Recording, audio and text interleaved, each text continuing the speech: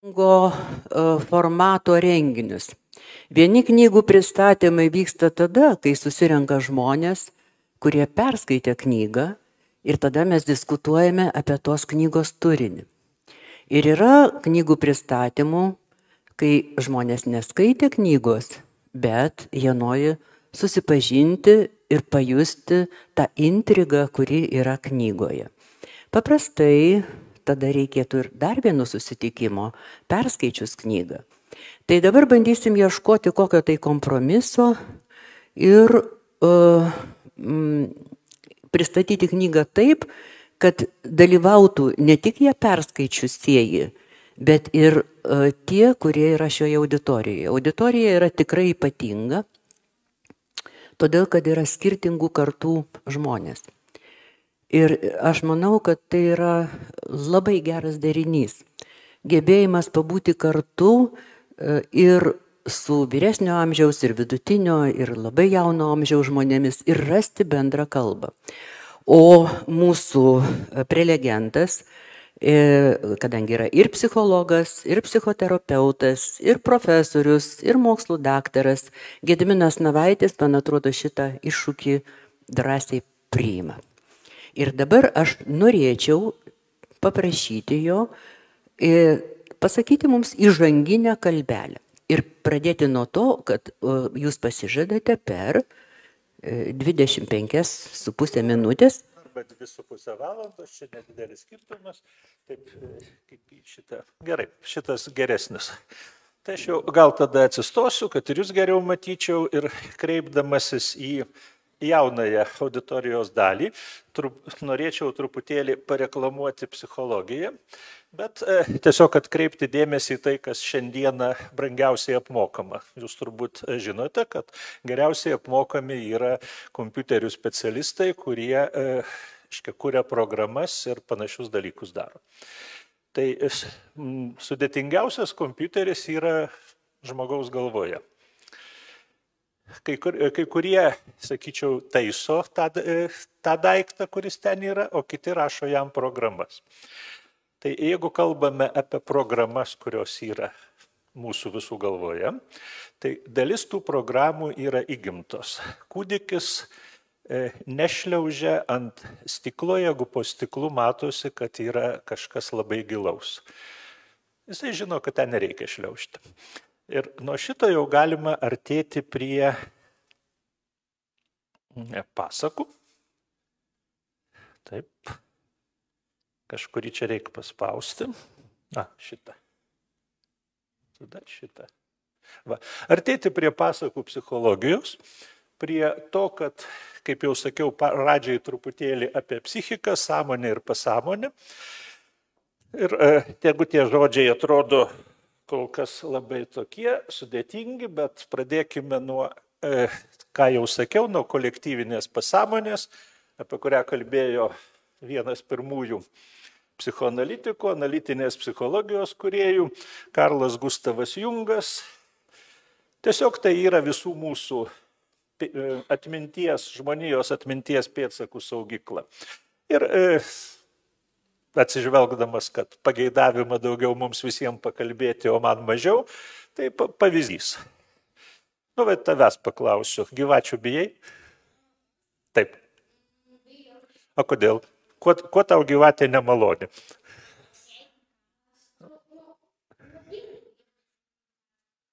Bet o šiaip paglostyti malonu būtų? Tikrai? Tau irgi?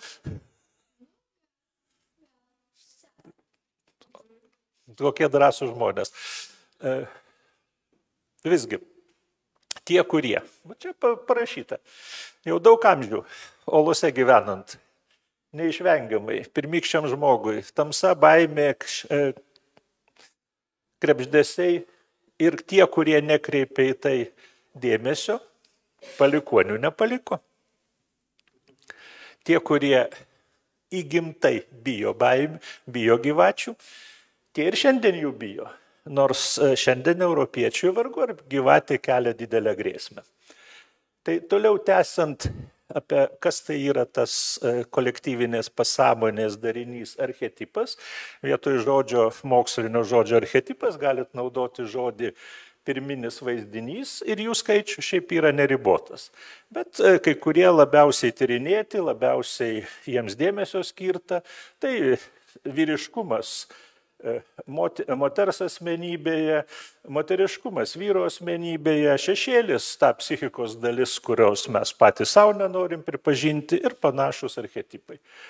O nuo šito jau galime kalbėti ir apie simbolius. Kad apie archetipinius simbolius, kurie labai dažnai pasirodo sapnuose, pasirodo ir jų gausų pasakose. Ir tada apie,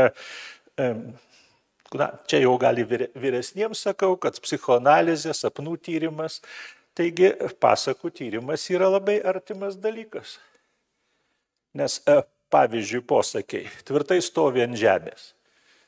Taigi kiekvienam suprantamas. O susapnavęs pelkę, siubuojančias po kojomis grindis iš savo pasąmonės gauna ženklą, jog trūksta pasitikėjimo arba saugumo. Pasakų herojai, jie irgi nuolat pakliūna į pelkes, kur kažkokios raganos juos gali ir suėsti arba ką gero duoti, kasti giliau. Dar viena iš metaforų, kur aiškus pasakymas, kad reikia ieškoti paslėptos prasmės.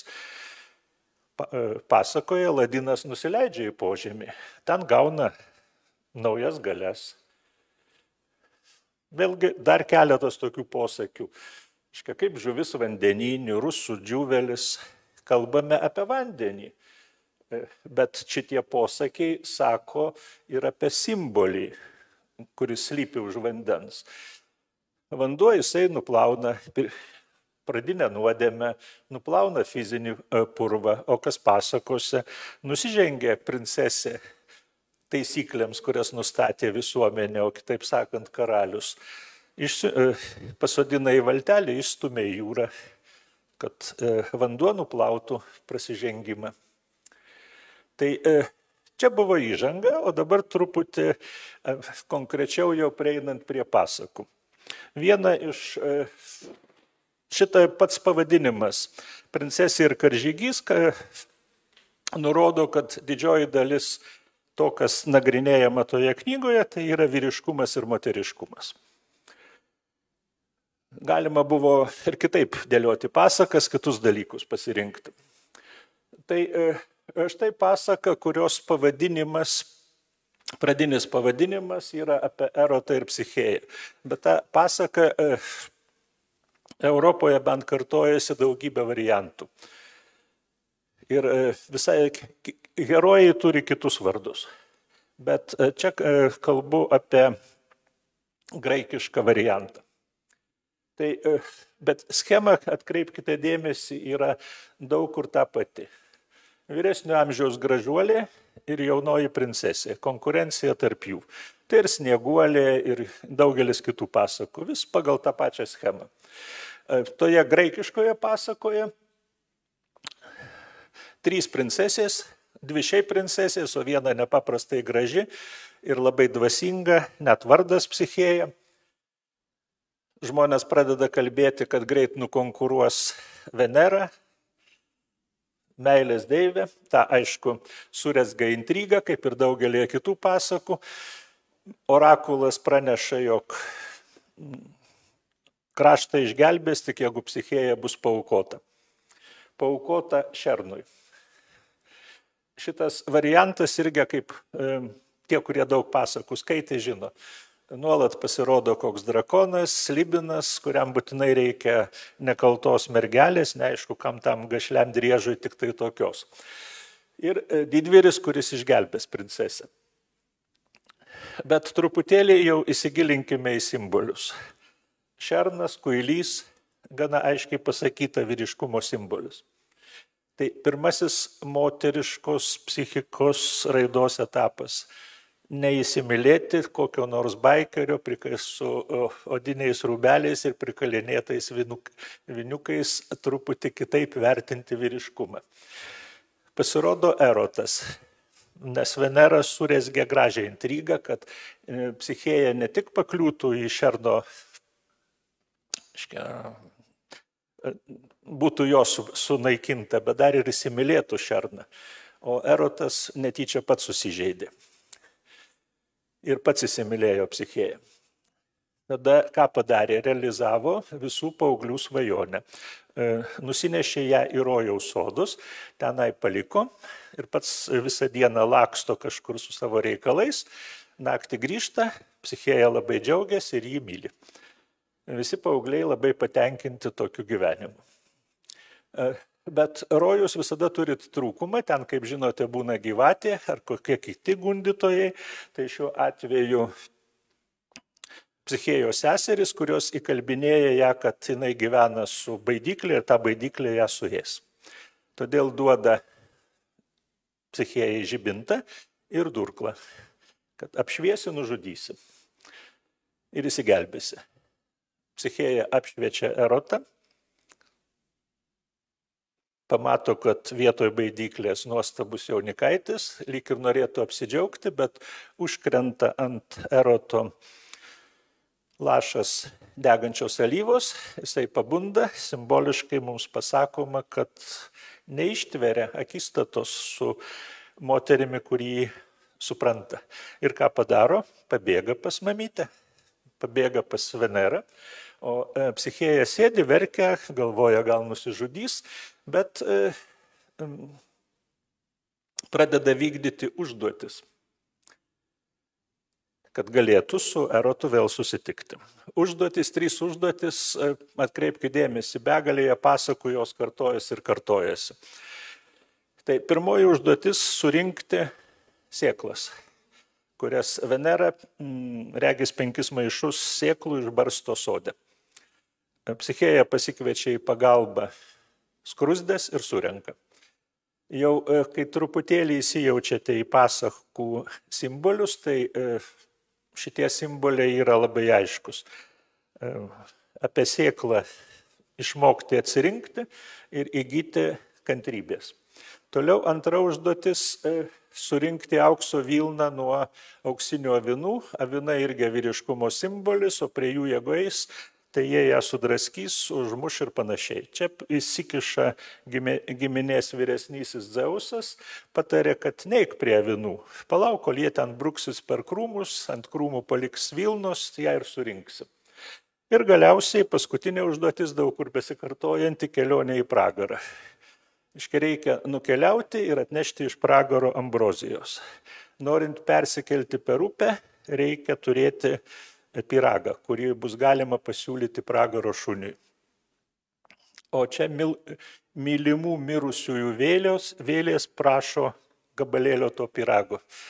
Psichėja turi išmokti ne visus gelbėti, ne visiems padėti.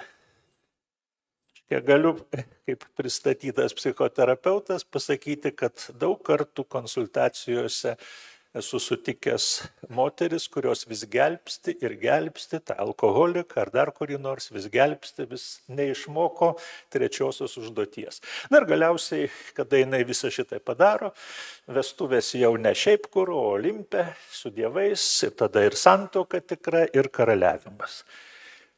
Dar kartą atkreipiu dėmesį, kad pasakos siužetas įvairiais aspektais jisai kartojasi ir kitose pasakose, kurios ganėtinai populiarios. Na, nereikia vien apie moteris, reikia ir apie vyrus. Tai dar viena schema pasakų, kur rodo vyriškos psichikos raidą. Iš pradžių kas? Iš pradžių didvyris, šaulys, karalaitis, princas, toks truputėlį nelabai protingas, bet geros širdies kultūristas. Tai kai jam kas nors sako, gal jau tuokimės, ar tai kokia paukštė, ar varlė, ar viskas, tai kodėlgi geram šitam vaikinui nesusituokti. Bet tada atsiranda konkurencija su karaliumi, su tėvu, su dar kuo nors. O šis šaunuolis menkai sugeba susitvarkyti su problemomis, tai kaip jisai tvarkosi. Protinga žmona jam sako, eik miegoti. Ryte, kai išsimiegosi, bus viskas aiškiau. Ir kai įsimiega, tai paprastai jau žmona jam suorganizavusi keliones, kuris turi nueiti ir atlikti kažką panašaus kaip Psichėja, bet pati įdomiausia yra trečioji didvyrio kelionė. Akivaizdus mobbingas. Siunčia nežinia kur, nežinia kam ir nežinia ką atnešti. Bet kas svarbu, tenai įsigyja pagalbininkus. Pagalbininkus, kurie stebuklingi pagalbininkai, galima sakyti, yra jo psichikos dalis. Jau sugrįžęs sujungia visas tas vyriškumo apraiškas ir drąsą, ir jėgą, ir gerumą, ir išmintį, ir todėl galiausiai gali pakeisti karalių. Tai dabar pakalbėjus truputėlį apie pasakų struktūras, gal šiek tiek apie linksmus dalykus, apie mįsles, kur pasakose. Štai pasaka apie pelenę, visi žinote, labai nustepčiau, jeigu kas nors nežino. Tai tada, ko paklausime? Paklausime, kaip atlikusio nuostabų kūrinį, kas bus šeimos galva. Pelenė ir princas. Ką sako jūsų intuicija? Taip, o kas daugiau? Tikėtina, bet kažkas turėtų būti šeimos galva toje. Jūs labai diplomatiškai iš pradžių bandėte, reiškia, įsisukti nuo klausimo, po to nutarėte, kad vyras. Dabar, kaip ir daugelėje kitų sričių, galite įsivaizduoti tokią rodiklėlę, kuri stovi 0. Aš pasakysiu teiginį, kaip jūs manot, ar pajudės taip, tikriausiai taip, ar ne, čia visiškai nesąmonė. Teiginys, princas yra mamytės sūnelis. Sutinkat? Skaičiusieji knygą viską žino.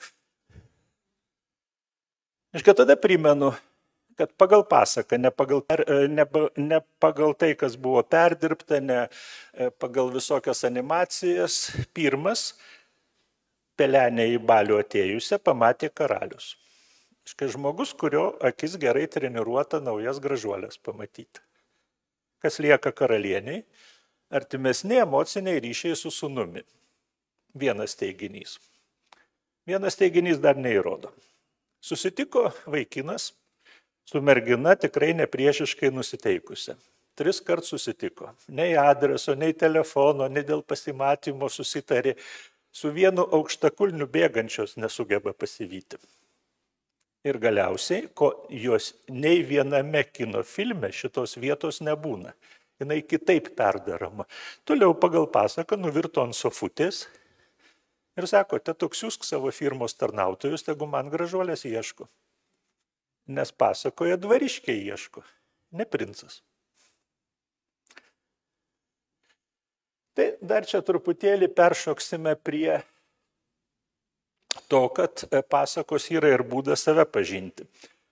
Ta proga pareklamuosiu japonų psichologą Isamu Saito, kuris padaręs labai paprastą ir kartu sudėtingą sprendimą. Gal sprendimas ne visai tas žodis, jis tiesiog parinkęs daugybę vaizdelių ir statistiką gretino tų vaizdelių pasirinkimą su žmogaus asmenybė. Kokie žmonės renkasi kokius vaizdelius? Štai jums visiems klausimas, kokia pirma mintis ateina į galvą, kada sakau pasaka pelenė, koks vaizdas. Jeigu dar neapsisprendėte, tai štai pagalvokite, link kurio vaizdo jūsų vaizdas buvo arčiau.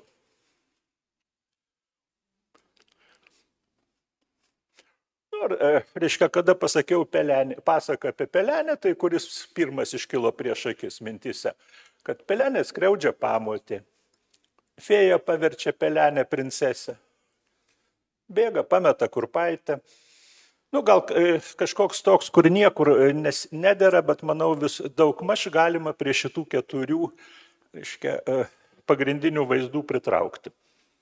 Tai kadangi jau žinot, ką pasirinkot, tai tie, kurie pasirinko pirmą vaizdą, Ką apie tuos žmonės galima pasakyti? Be abejo, toks vaizdas sukelia gailestį. O kita gailesčio pusė yra pranašumas ir išdidumas. Paprastai žmonės, kurie šitą vaizdą pasirenka, jie leidžia savo pasijausti pranašesnius už kitais. Ir tada į tuos, kuriems gal net kuriais ir rūpinasi, žvelgia iš aukšto. Dabar apie, kas pasirinko fėją, paverčia pelenę princesę. Taigi labai smagu, kai kažkas mumis pasirūpina, padaro stebuklus. Šitie žmonės vis dar laukia stebuklų. Ir kažkaip sugeba pamiršti, kad realybėje nėra nei burtų lazdelių, nei fėjų, kurios išgelbės mus nuo rūpesčių, teks patiems spręsti. O dabar, kuriems iškilo vaizdas, laikrodis muša vidurnaktį. Tai realybėje irgi stengiasi pabėgti, palikti neišspręstas problemas. Kitiems paveda išpainioti, ką patys supainiojo. Bet, kaip žinote, vis tiek tai pasiveja. Ir galiausiai ketvirtas, visi mėgsta laimingas pabaigas. Atrodo taip gera pasirinkti laimingą pabaigą. Bet va tas žodis visi, tame ir psichologinė problema. Lengvai sutinka su įprastais sprendimais, tampa statistiniu vidurkiu. Sako, kad pasiklausysiu, ką jūs kalbate, pats neturiu ką pasakyti. Tai gal šitas žaidimas, psichologinis žaidimas, primins, kad vis tiek yra nepakartojami. Tai dar viena artėjant į pabaigą, dar viena mįslė. Pasaka apie Eglę Žalčių karalienę be abejo žinot. Tai va, jums klausimas. Pasakoje pasakyta, 9 metai ne viena diena. Grįžo po 9 metų. Va. Sunku suprasti. O broliai vis dar pikti. Griebė ir užmušė, sako sesers vyrą. O sesuogi sako, socialiai gerai, karalienė, materialiai aprūpinta, vyras myli, vaikais rūpinasi, o tai ko broliams dar reikia? Tai atsakymas į šitą įprantame prie kai kurių simbolių, juos nebekreipiam dėmesio. O atsakymas į šitą keistą brolių elgesį yra tiesiog pasakiškas laiko suvokimas. Laikas, tarp kitko, sustoja ne vienoj pasakoje. Mieganti gražuolė po 100-mečio jauna pabunda ir visa karalystė draugė pabunda. Ir princas užkeiktas gali irgi nesikeisti. O eglės laikas dar paprasčiau sustoja. Jie atsiduria ten, kur nėra dienos nakties. Nėra saulėtekio, nėra saulėlydžio. Atsiduria po jūrą. Tai pagal pasakišką logiką eglė grįžo tą pačią dieną, kai buvo pagrobta. Tai broliai kaip gaudė Žilviną, taip ir gaudo. Tai tą pačią dieną jie nestebina, kad jie ją ir užmušė. Jį tai yra, atsiprašau. Todėl baigdamas čia peršokau kelis, nes galėčiau dar plėstis, bet jau užtenka. Alberto Einšteino patarimas, nesiginčysime, kad žmogus buvo protingas, patarė skaityti pasakas, o kai skaitome pasakas, savotiškai sujudiname tuos visiems mums bendrus archetipus, su jais save susijėjame, geriau suprantame ir kitus ir patys save. Taigi, ačiū Jums uždėmesį ir dabar jau šnekėkimės ir kalbėkimės.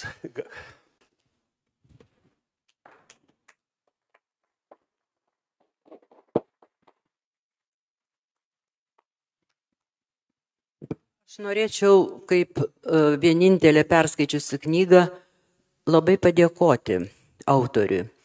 Nors nebuvo nei vienos pasakos, kurios nebūčiau skaičiusi nuo vaikystės iki dabar, kiek man jau tų metų yra sukakę.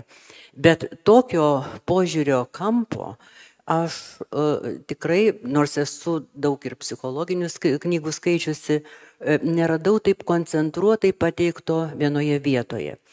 Ir dėkodama autoriui, štai skiriu šitą keistos spalvos augalą, kurį mes čia ir paliksime kol kas, reiškia, būti ir tik prašom neužmiršti ir išsinešti. Tai, nes kiekviena knyga, ji mus atveda į savitą pasaulį. Ir pažinti tą naują pasaulį yra labai įdomu. Jau nekalbu apie tai, kad knyga labai skiriasi nuo televizijos ekrano, nuo kompiuterio ekrano. Šitie ekranai nekvepia, o knyga, ji turi savo kvapą, ji turi ypatingą jausmą, kada tu vartai jos puslapius. Ir todėl jau 50 metų aš girdžiu, dalyvaudama įvairiuose konferencijose, kad knyga jau tuoj išnyks.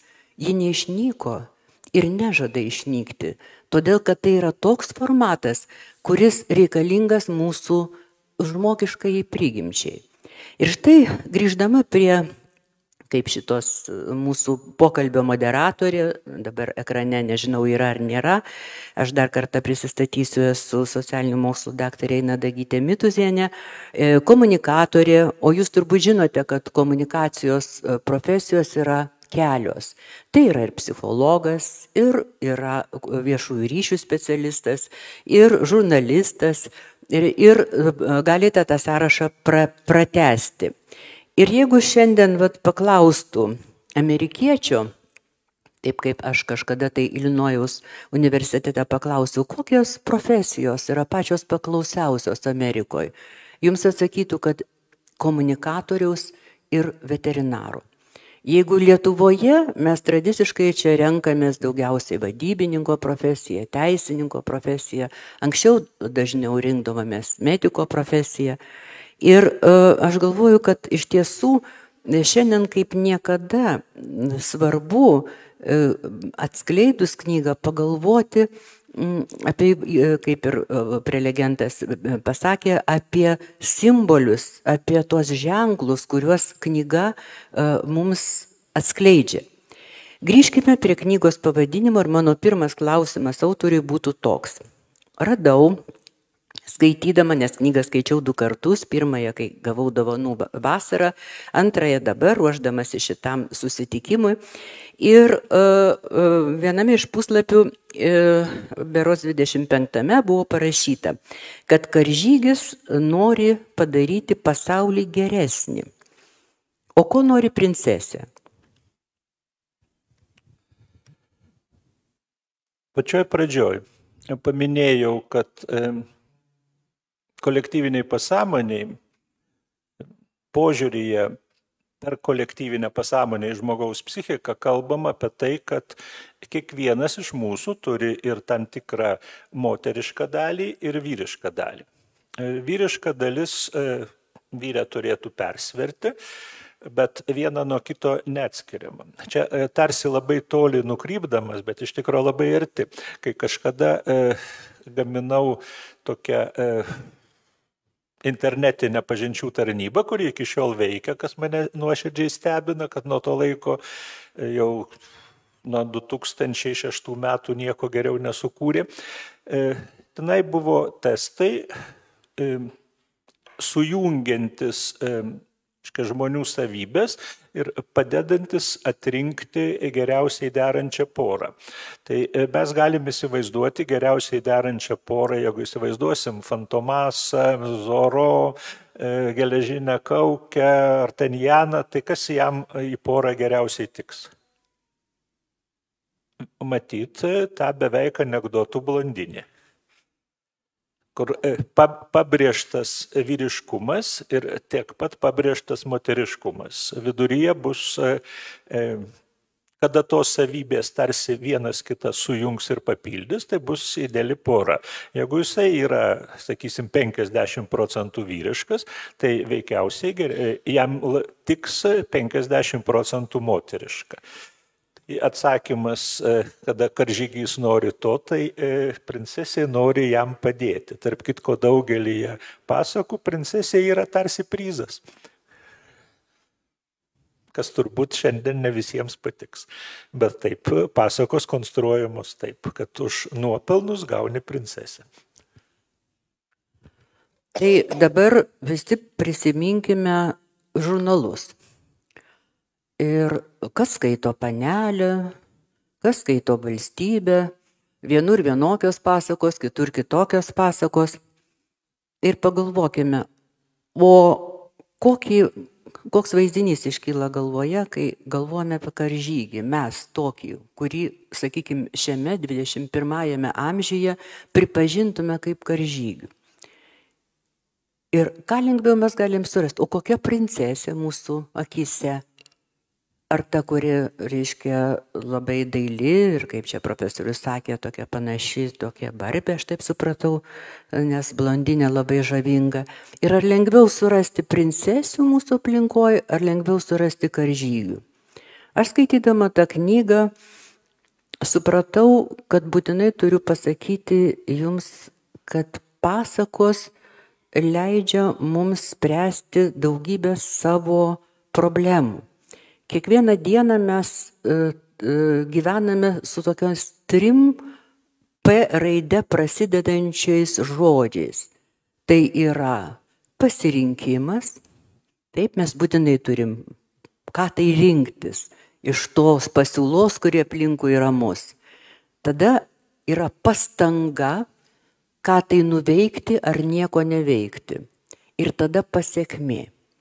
Ir jeigu žiūrėti į pasakų pasaulį, kuris atskleidžiamas šitoje knygoje, mes pamatysime, kad herojai pasakų taip pat susiduria su šitais 3 P. Ir aš norėčiau dabar, kaip skaičiusi knygą tiems, kurie neskaitė, pasakyti, o kokios pasakos čia yra pristatomos. Mums profesorius Navaitis parinko labai sudėtingą pasaką apie Erotą ir Psichėją ir aš manau, kad iš tiesų tas antikinis pasaulis, jisai labai svarbus europietiškam mentalitetui, bet šiandien yra gerokai nutolęs. Tarp kitko įdomu tai, kad šitoje knygoje aš atradau tik 2 lietuviškas pasakas. Tai yra apie Eglę Žalčių karalienę ir Sigutę. O daugiausiai čia pasakos yra Šarlio Pero, taip, ta pati Pelenė. Čia yra brolių Grimų pasakos, Haufo, Anderseno pasakos. Visos turbūt jums yra daugiau ar mažiau girdėtos. Ir man pasirodė labai įdomu, kad pristatant tas pasakas yra pateikiami ne vien tik tai gerosios laikysenos ir sėkmės pavyzdžiai, bet viena nenuneigia kito. Ir visos tos mūsų pasakos jos moko, kaip pasielgti, kad būtum sėkmingų. Ir viena tik tai pasaka, pristatyta šitoje knygoje, yra apie blogą elgesį. Ir jeigu jūs dabar staiga prisimintumėte tą pasaką apie blogo elgesio pasaką, labai norėčiau, kad pakeltumėt ranką ir pasakytumėt, kokia tai galėtų būti pasaka iš tų, kurias jūs skaitėt. Yra ar nėra? Tai, profesoriau, ir tai batuotas katinas. Kodėl? O batuotas... Kas herojus tos pasakos? Kalbėjom truputį apie vyriškumą, moteriškumą, apie karžygį. Toje pasakoje herojus akivaizdžiai katinas, nes vaikinas, ką jam liepia, tą ir daro. O katinas viskas organizuoja, sukčiauja, meluoja, laimi, aprūpina šeimininką. Bet ten yra ir kita pasaka, ten yra pasaka apie nuogą karalių, apie komunikaciją. Kaip teisingai sutvarkius komunikaciją gali tiek ir karalių apmulkinti, tiek ir pavaldinius. Bet išimtis tik tai patvirtina taisyklę. Ir neatsitiktinai aš pradėjau kalbėti apie tą tokį elgesį, kuris mus veda į sėkmingą gyvenimą ir tą, kur mes kurį tai laiką galime, pažaisti, sakykime, apgauti. Ir išimtis, kartoju dar kartą, tik patvirtina taisyklę. kad pasakose blogo elgesio yra labai nedaug. O laimi vis dėlto gerosios laikysenos žmonės. Ir sakau tai dėl to, kad mūsų tarpe yra Vilniaus Martyno Mažvydo progimnazijos mokinių daug.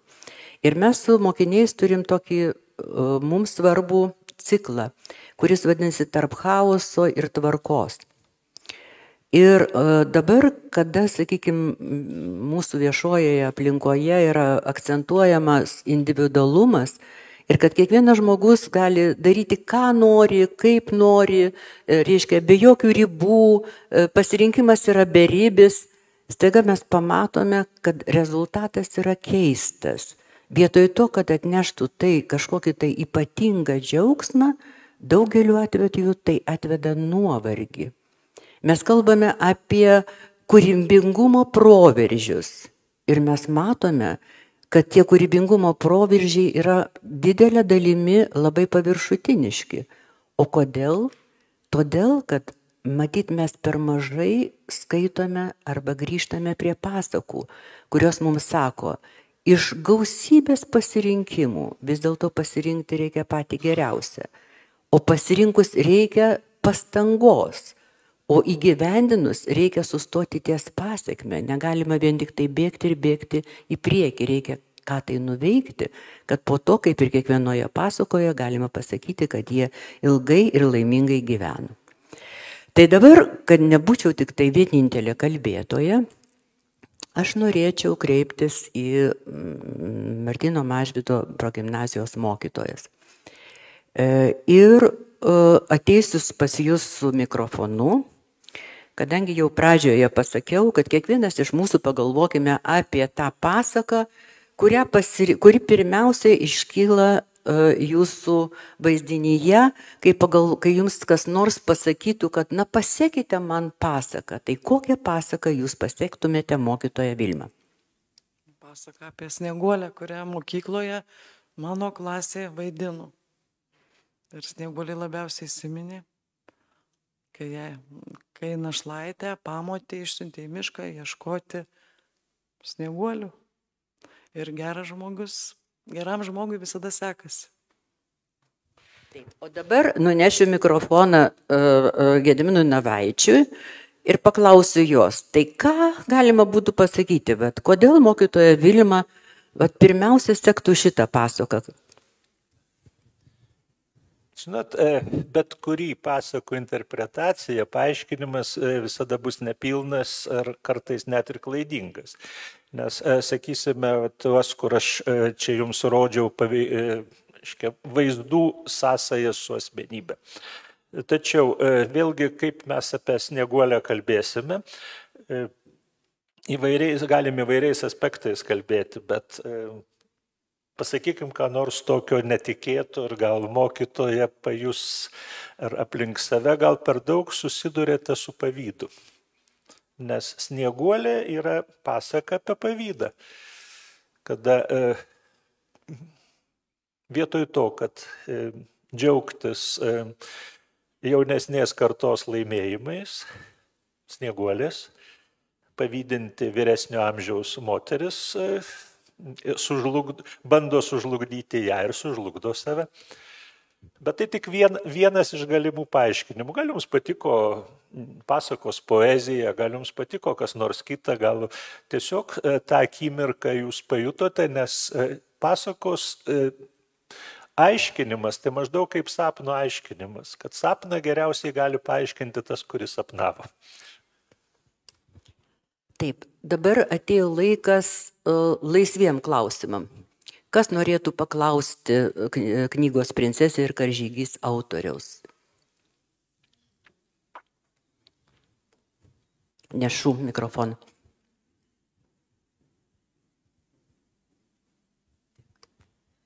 Taip, tai aš visų pirma norėčiau paklausti, ar reiktų vaikams skaityti pasakas su bloga pabaiga, kaip tarkim Eglė Žalčių karalienė ar tautosakos pasakas, nes, daugelis tėvelių diskutuoja apie tai. Jūs turėkite mikrofoną, aš pakankamai garsiai galiu kalbėti. Veikia? Veikia. Idėja, kad galima būtų apsaugoti vaikus nuo netgi informacijos apie tai, kad pasaulis ne visada linksma, maloni ir džiugi vieta, yra graži ir ta idėja, kiek aš pamenu, buvo bandoma pritaikyti būdai, kol jis vieną dieną pamatė ir ligonį, ir mirusį, ir sergantį, ir dar ten ir vargstantį, ir suprato, kad reikia kitaip pažvelgti į pasaulio kentėjimus. Tai mintis, kad galima vaikus atriboti, kaip sakau, yra graži, bet vargu ar pavyks. Nes jeigu nepavyko su princu Gautama, tai veikiausiai nepavyks ir su Jonuku. Ačiū. Kaip sakoma, kitas klausimas.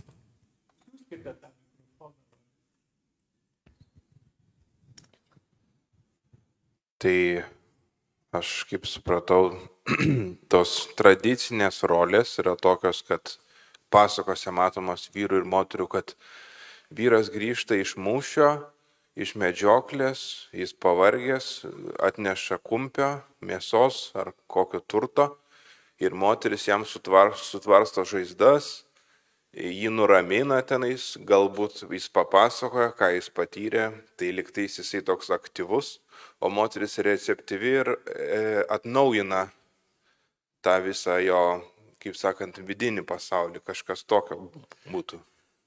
Na, nebūtų taip paprasta, kaip jūs pasakėte, nes prisiminkit tas daugelį pasakų, kur kaip tik moteris yra išminties pradas.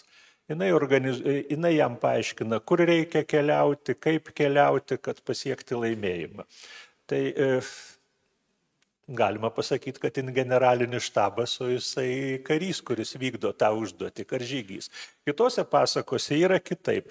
Bet čia, reiškia, kas yra, kalbant truputėlį plačiau apie pasakas, visgi grįžčiau prie, reiškia, kad juose, kai kurios juk pasakų parašyta tūkstančiai, gal 100 000, jeigu ne milijonai.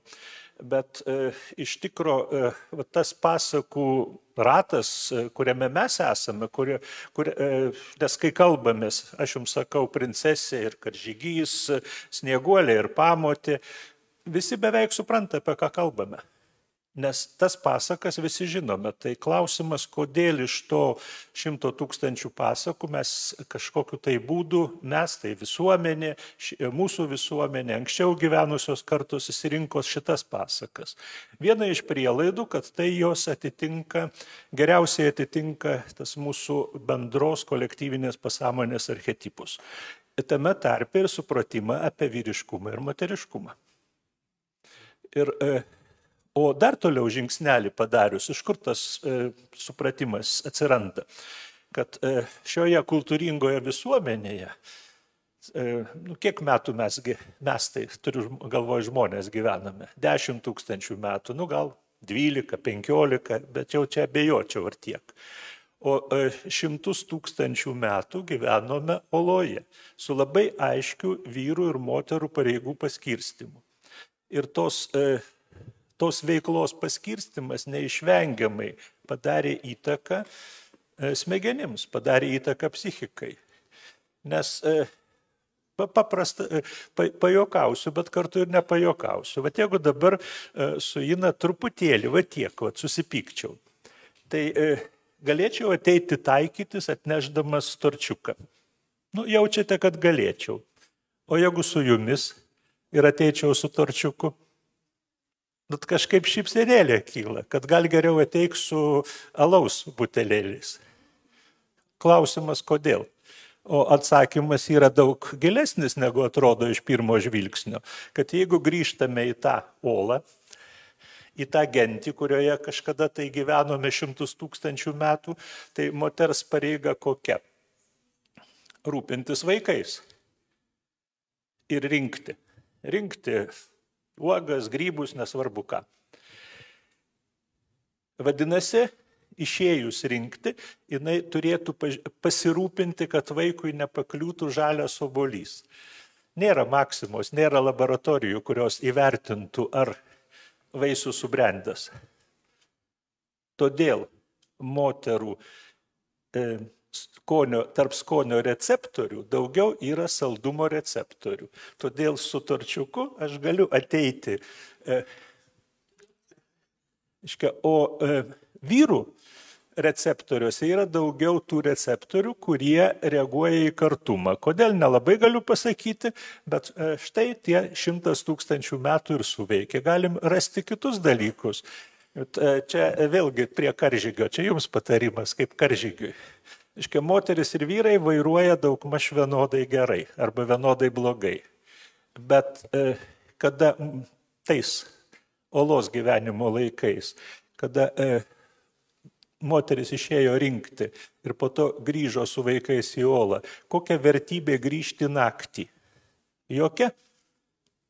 O vyrui galbūt medžiojant teko ir per toli nueiti ir reikia grįžti naktį. Ir šiandieną vyro akyje tų receptorių, kurie vadinasi lazdelės, reaguojančios į šviesą, į juodą baltą, yra daugiau negu kad moters akyje. Moters akyje daugiau receptorių reaguojančių į spalvą, kolbelių.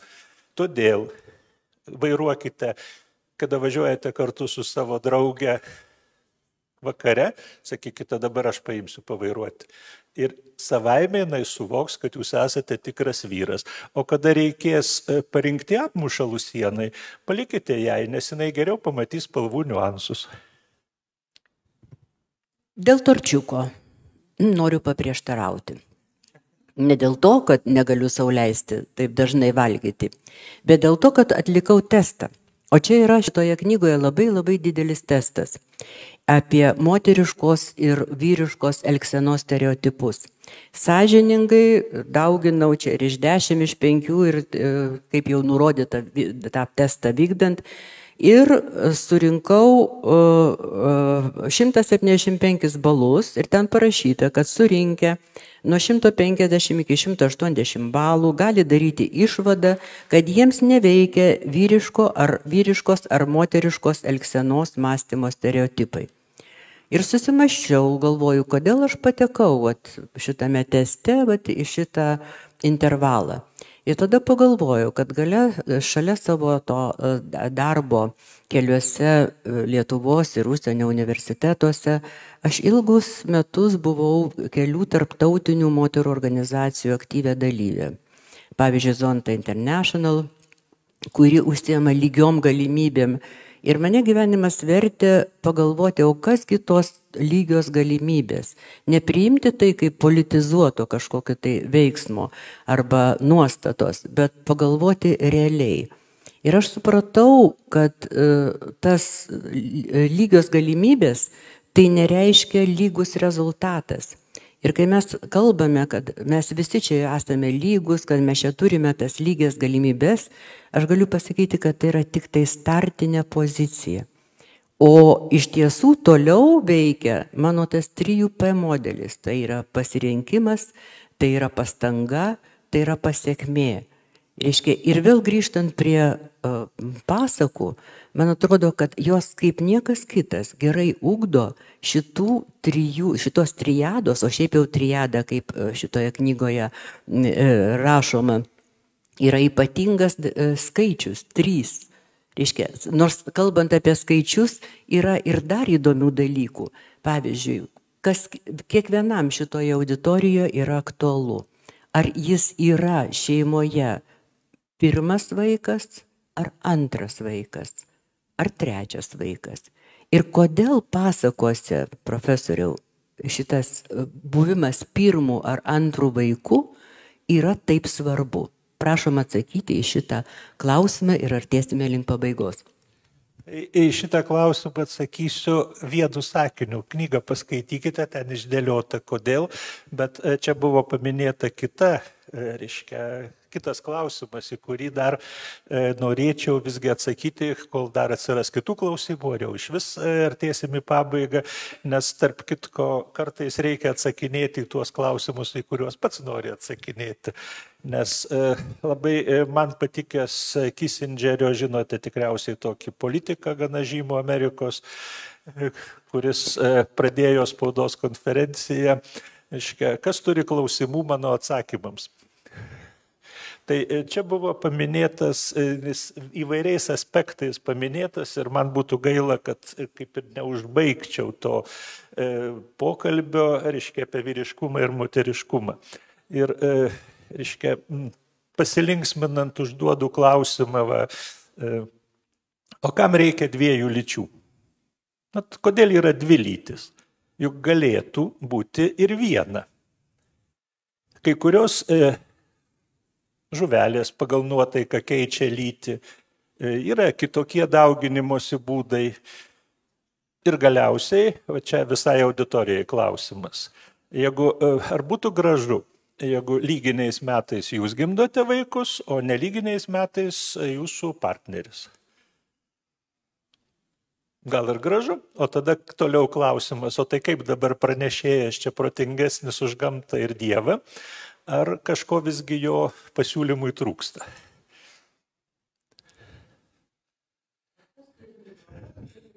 Jo. Arba greit perduokit kam nors. Viskas dingo mikrofonas. Per daug sudėtingas ir per daug linksmas klausimas. Tai gerai.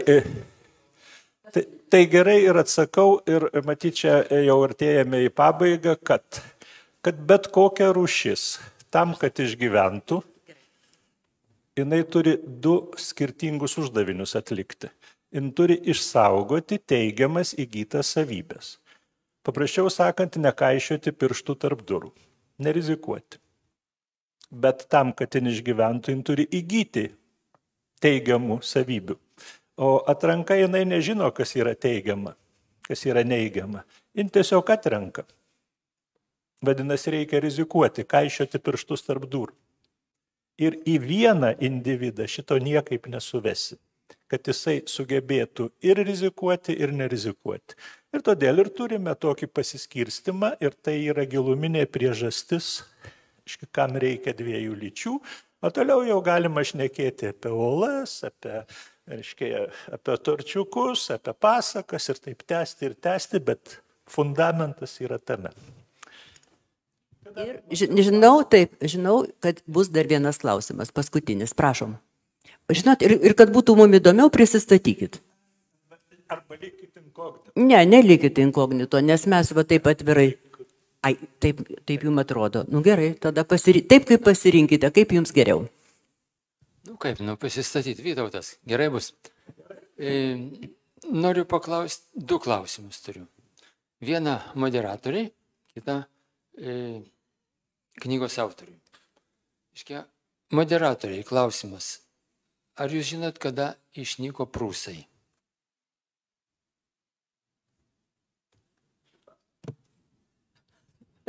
Man sufleruoja, kad kartu su pasakom. Ne kartu su pasakom, o jie išnyko tada, kai nustojo kalbėti prūsų kalba. Tai va todėl man ir klausimas yra toks. Moderuos, docentė ir taip toliau. O kodėl ne renginio vedėja? Kodėl nekalbat lietuviškai? Kodėl kiš visur taikomos tos vadinamos tarptautinės kalbos, kurios nėra žodžiai? Mes turime labai gražią lietuvių kalbą. Tai čia būtų vienas klausimas. Tai čia tiesiog pastaba. Tai ačiū už pastabą, aš sureaguosiu ją kiek vėliau. O antras klausimas būtų knygos autoriui. Daugelis pasakų baigėsi vestuvėmis. Kodėl po vestuvių baigėsi pasakos? Gražus juokelis, bet primenu, kad daugelis pasakų prasideda vestuvių rezultatais. Gyveno karalius ir karalienė. Turėjo 3 dukteris. Įtariu, kad prieš tai jie buvo susituokę. Tai čia kaip ratas. Kažkas gali matyti jame tame rate pradžią, kažkas toje vietoje gali matyti pabaigą. Tai pasakos tuo ir gražios, kad mes kiekvienas galim pasirinkti, kas mums patrauklu. Tai turbūt pasakau, kad jau baigdamas noriu padėkoti visiems, kurie susirinko. Jeigu dar kas norės knygos, tai gali ateiti, reiškia, o moderatorė, vedėja, o gal laumė ragana, dar gražiau lietuviškai, jeigu pradėtume diegti šitą žodį, kad susitikimą veda laumė ragana. Žiūrėkit, kiek būtų ateinančių. Nuostabu. Tikrai labai svarbu gražiai lietuviškai kalbėti. Ir mes čia kiekvienas dalyvavę šitame renginyje galėjome įvertinti tą kalbą, kurią vartojame. Kiek padarėme klaidų, ar taisyklingai kirčiavome, kaip prisistatėme. Žodžiu, man atrodo, ir uždavęs puikų klausimą apie išnykimą kalbų. Aš iš karto man kilo dabar vaizdinys, Vilniaus universitete yra paminklas mirusioms tautoms. Ir pagalvoju, kad tikrai būtų įdomu ten dažniau pastovėti ir pamastyti apie tą kalbos gyvenimą. O kad kalba gyventų, reikia sekti ir pasakas. Ir aš noriu pasakyti, kad mokiausi šito meno daugiau Vokietijoje negu Lietuvoje. Man teko džiaugsmas pažinoti profesorių Viktorą Falkenhaną, kuris yra išvertęs visas lietuvių pasakas į vokiečių kalbą. Ir stažuotės Humboldt universitete metu turėjau progos su juo bendrauti ne tik universitete, bet ir po užsiėmimų. Jis kviesdavo vakarais įvairius renginius. Pavyzdžiui, pas kamerinę dainininkę pokalbį. Ir pasakydavo labai tokį visada keistą man dalyką. Sakydavo, kolegė, kai jūs nueisite, tai ten bus patiekta sūrio pyrago ir kavos. Tai būkit gera, suvalgykit greičiau tuos 2 gabaliukus, nes mes čia Vokietijoje nevalgome. Kai kalbame, nevalgome. Mes kalbamės ir gerbėme tą pašnekovą ir negalvojame, kad svarbiausia susirinkome, kad sukramtytumėm kažką tai. Ir antras dalykas, jis pasakydavo taip, mes čia turime tokią tradiciją, kad kai susirinkame, kiekvienas žmogus turi įnešti savo indėlį. Jis turi nebūti kaip puodas, į kurį visą laiką turi kažką tai ten įdėti, bet jis turi ir kažką tai duoti ir turi būti apykaita tarp davimo ir gavimo. Ir pats profesorius visada atsistodavo ir pasakydavo, aš jums paseksiu pasaką. Pačios įdomiausios pasaulio pasakos yra lietuvių ir kinų. Ir pasekdavo arba lietuvių, arba kinų pasaką. Ir baigdama šitą renginį aš noriu jums pasiūlyti ne tik įsigyti šitą knygą, kad padėtų jums ne tik tai skaityti, bet ir suprasti pasakas, bet taip pat pagalvoti apie dar vieną knygą, kur yra lietuvių pasakos. Tai yra Sužeistas vėjas. Ir nežiūrint tikrai, kad lyg tai jau turiu kokį tai išsilavinimą nemažą, aš turiu pasakyti, kad man šitos pasakos, kurios yra pateiktos Norberto Bėliaus, surinktų pasakų pagrindų, yra labai ypatingos ir ten yra nepaprastai daug nesuprastų kodų.